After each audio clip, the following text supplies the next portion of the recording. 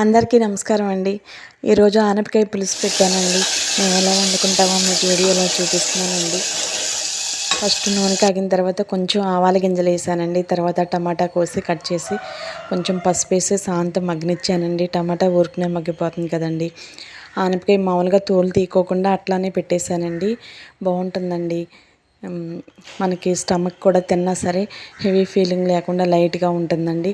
మొత్తం టమాటాలన్నీ మగ్గిపోయిన తర్వాత ఇంకా ముక్కలన్నీ తీసేసి దాంట్లో వేసేసానండి. కావాలి అంటే దాంట్లో ఆ ఆనపకాయ ముక్కల మీద చిన్న చిన్న హోల్స్ పెడతారండి. మా అమ్మమ్మ గారు అయితే ఇటువరకు కొంచెం కొప్పులతో ఇట్లా హోల్స్ పెట్టేవాళ్ళండి. ఇంకా నేను అవేమీ టైం లేక చేయలేదండి. మామూలుగా ఇంకా ఆనపకాయ ముక్కలన్నీ వేసేసిన తర్వాత 2 కరివేపాకు ముక్కలు కూడా వేసానండి, రెమ్మలు కూడా. తర్వాత కొంచెం ఉప్పేసానండి. ఉప్పేసేసి ఇంకా తర్వాత అట్లా క్లాత్తో మామూలుగా అలా ఎగరేసుకున్నానండి. మొత్తం కలుస్తాయి అనేసి తిప్పితే గరిటెకి వీలు కావట్లేదండి, అందుకే అలా ఎగరేసాను. ఇంకా ఆ తర్వాత ఇంకా మూత పెట్టేసి మగ్గనిచ్చేసేసుకుంటే అట్లా వాటర్ వస్తాయి కదండి, ఆ వాటర్ అన్నీ ఇనికిపోయే వరకు మధ్య మధ్యలో మనం కదుపుకుంటూ ఉందామండి. కొంచెం అల్లం ఎల్లుల్లిపాయలు పేస్ట్ వేసానండి. కొంచెం కమ్మగా ఉంటుంది. పిల్లల క్యారేజీలకు కూడా ఇదేనండి ఈరోజు. ఇంకా పిల్లలు కూడా ఇష్టంగా తింటారని వేసాను. తర్వాత 1 స్పూనున్నర కారం వేసానండి. ఇంకా మొత్తం అంతా కలిసేటట్టుగా ఒకసారి తిప్పుకుందామండి చక్కగా. ఇంకా దీంట్లో గరం మసాలాలు ఇలాంటివి వేయకూడదండి. ఒక రకమైన టేస్ట్ వస్తుంది, మళ్ళీ అది వేరే ఫ్లేవర్ వచ్చేస్తుందండి.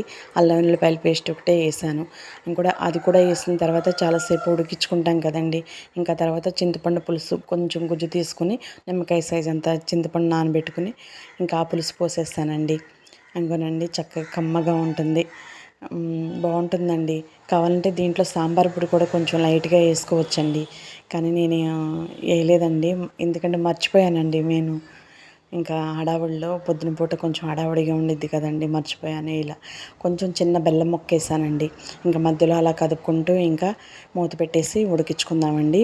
కొంచెం గుజ్జు గుజ్జుగా ఉండంగా దింపుకుంటే మనకి కూర టేస్టీగా ఉండిద్దండి.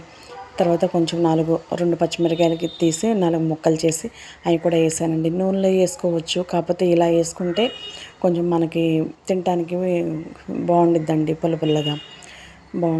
ఇంకా అలాగ మధ్యలో కదుపుతూ ఉండాలండి. ఇంకా అంతేనండి. కొత్తిమీర ఉంటే కొత్తిమీర కూడా వేసుకోవచ్చండి. నా దగ్గర అందుబాటులో లేదు, ఇంకా నేను అందుకే వేయలేదండి. ఇంకా మధ్యలో అలా కదుపుకుంటూ అది ఆల్మోస్ట్ దగ్గర పడిపోయినట్టేనండి. అట్లా గుజ్జు గుజ్జుగా అట్లా చిక్కదనం వస్తే చాలండి, మనకి కూర రెడీ అయిపోయినట్టేనండి. అదిగోనండి అలా ఉంటుంది.